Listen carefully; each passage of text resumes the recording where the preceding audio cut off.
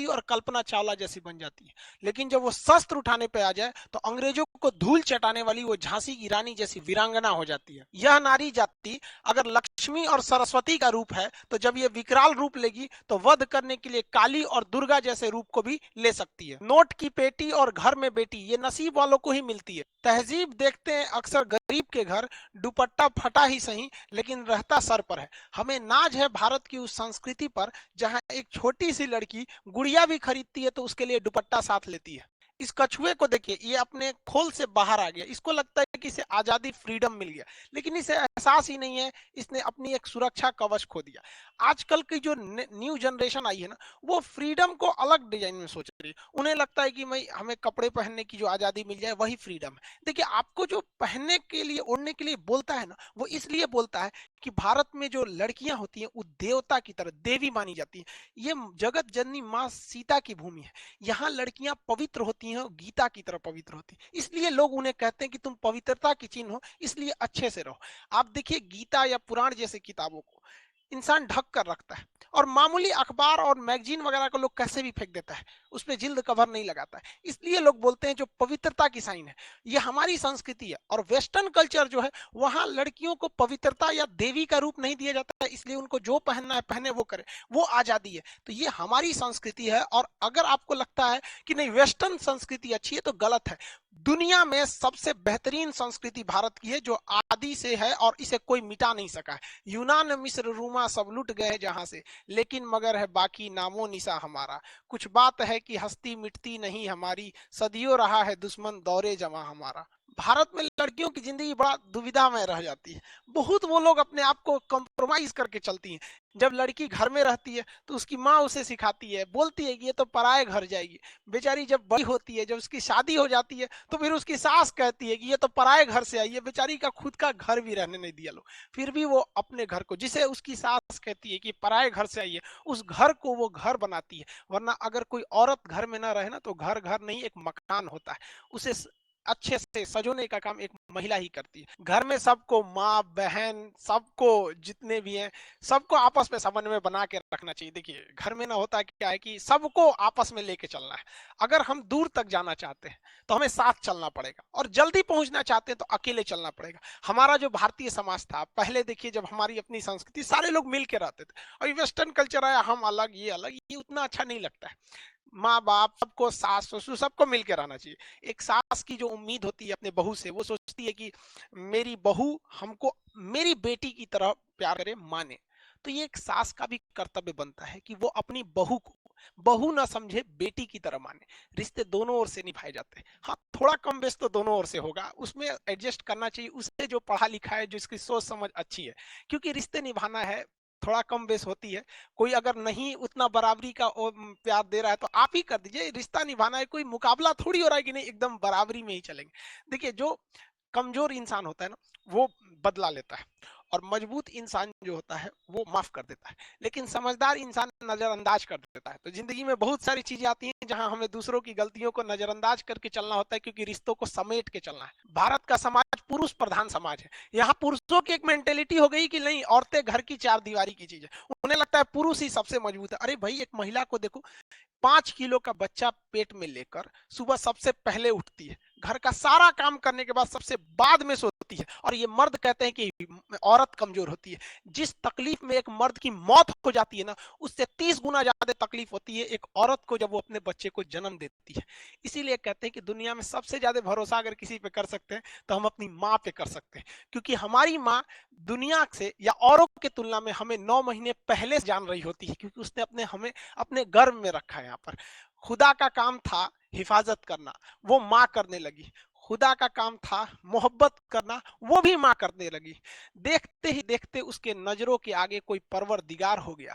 वो बहुत पछताया, बहुत रोया, क्योंकि माँ को बनाकर खुदा खुद ही बेरोजगार हो गया। इंग्लिश में कहते हैं ना, God doesn't present everywhere at every time, so he made mother. और पुरुषों की सोच देखिए, आज महिलाएं को कहते हैं, जब पुरुषों की सोच देखिए, 1947 में देश आजाद हो गया, सारा कुछ हमारे पास आ गया, और पुरुषों को लगता था ये देश को आगे लेके चले जाएंगे। 1947 से 2021 आ गया, अब तक ये लोग देश को उतना आगे नहीं ले जा पाए। जानते हैं क्यों? क्योंकि इन्हें लगता है ये अकेले देश को खींच ले जाएंगे।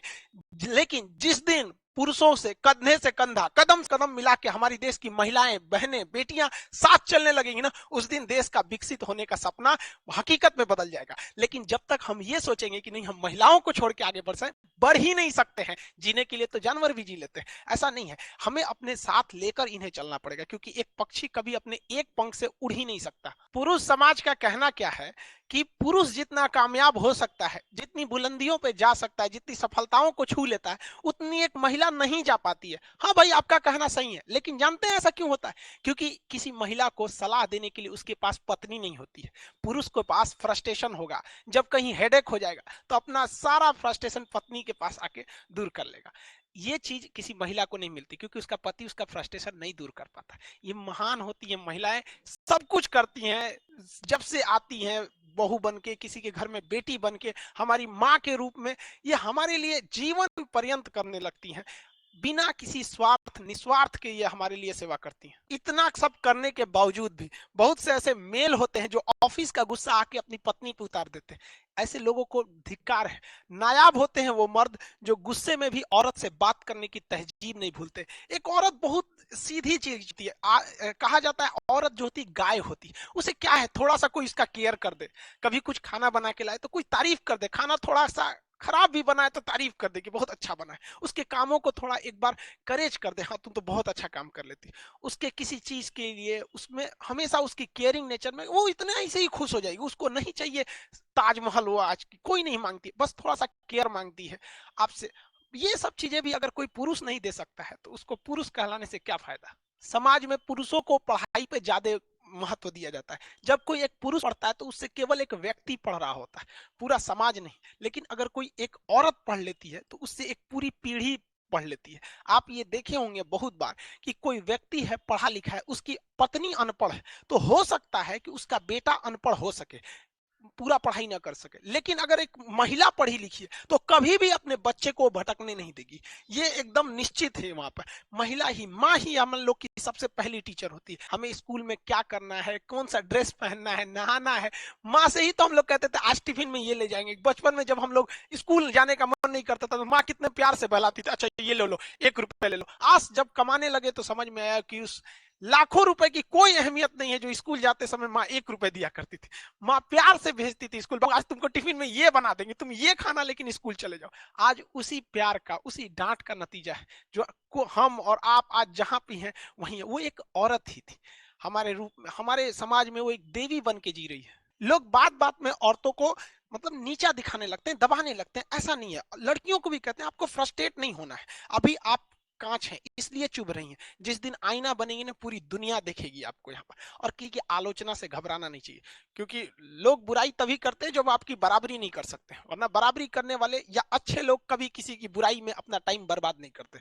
दो कौड़ी के लोगों को देखेंगे जिसके पास कोई काम नहीं है, वो दूसरे की आलोचना करेगा, बुराई करेगा।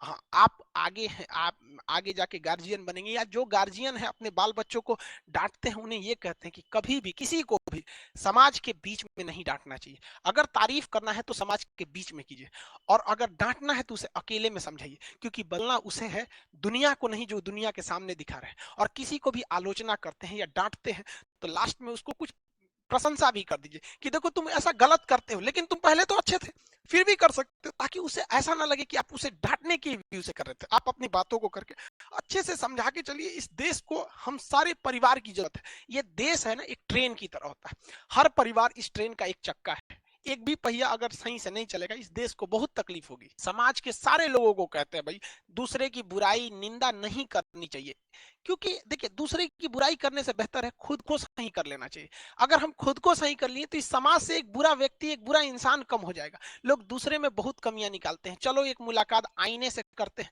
हम अपने लाख बुराइयों के बावजूद अपने से खुद से इतना प्रेम करते हैं, तो समाज के कुछ लोगों की कुछ कमियों की वजह से हम उनसे नफरत या उनसे द्वेष भाव को क्यों रखते हैं? आजकल हम उन स्टूडेंट्स या उन लड़की लड़का सबको कहेंगे, आजकल कॉलेज वगैरह में लोग देखते हैं तो इन लोग को मतलब आजकल एक प्रेम एक फैशन हो गया। भैया प्यार तो राधा और कृष्ण का अधूरा रह गया था, तो फिर मानो क्या चीज है? ये एक ये जो आप देखते हैं, अभी जिंदगी बहुत छोटी है, अभी बहुत सारे लोग आएंगे आपकी जिंदगी में, टेम्पोररी लोग आएंगे और परमानेंट लेसन सिखा के जाएंगे। बहुत सारी ऐसी घटनाएं होती हैं, लोग कहते हैं कि वो हमको छोड़ के चला गया या वो हमको ये देखो भाई, देखिए आपके अपने आपको कभी छोड़ के नहीं जा सकते, और जिन्होंने आपको छोड़ कर गया वो कभी अपने ही नहीं थे, वो आपके पराये थे। जो गर्ल्स अभी छोटी हैं, स्कूल कॉलेज वाली लाइफ में है, अभी आप लोग को कहते हैं कि आप लोग खाली वक्त में कुछ कुछ चीजें सीखा कीजिए, या आगे जाके आपको बहुत काम करेगा। क्योंकि जब शादी ब्याह होगी, आगे जब आप ससुराल में जाएंगे, तो आपके अंदर अगर हुनर रहेगा ना, तो आपकी बहुत सारी गलतियों को वहां लोग नजरअंदाज कर देंगे। पहले वक्त में देखिए सिलाई हो गया, आपकी कुकिंग चीज हो गया, पेंटिंग वगैरह, ये सब चीजें जो होती है ये एक इंटरनल खूबसूरती होती है, और ये इंटरनल ब्यूटी इतनी अच्छी होती है ना कि इसको मेकअप की कोई जरूरत ही नहीं पड़ती है। ये सब चीजें आपको आगे जाके काम देती है, तो हर लोग खुश होगा कि भाई मेरी बहू को तो इतनी चीजें आती है। अब ना कुछ जानते भी नहीं रहिएगा तो बोलते लोग, देहात में कहावत कहा जाता है, दुधारू गाय का आदमी दो ठो लात भी बर्दाश्त कर लेता है। तो हर व्यक्ति, हर लड़का या लड़की, हम सबको कहते हैं कि इंटरनल ब्यूटी पे ज्यादा ध्यान देना चाहिए, क्योंकि ये वो ब्यूटी है जिसे मेकअप की तो जरूरत ही नहीं है। हमारे इस समाज में आज महिलाओं के सामने सबसे बड़ी समस्या हो गई है दहेज के लिए। ये बहुत बड़ी समस्या है। किसी समाज में या किसी के घर में अगर बेटी पैदा होती है ना, तो मजबूरी में नहीं पढ़ा पाता है, जानता है कि पढ़ाई में सारा पैसा लगा देंगे, फिर इसको दहेज कहाँ देंगे।